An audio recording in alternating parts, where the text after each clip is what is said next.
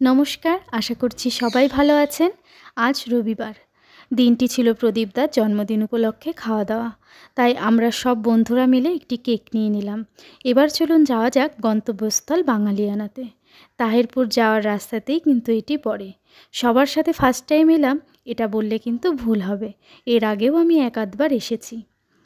কিন্তু তখনকার থেকে বর্তমানে বাঙালিয়ানার সৌন্দর্য যেন অনেকখানি বৃদ্ধি পেয়েছে জানেন। এত সুন্দর জায়গা দু একখানি ফটো না তুললেই নয়, এগুলোই তো স্মৃতি হয়ে থাকে বলুন। এই ছোট্ট ঘরগুলো কিন্তু ভারী সুন্দর, সেলিব্রেশনের জন্য সবার এটিই বেশ পছন্দ। কেকটা ছিল চকলেট ফ্লেভার।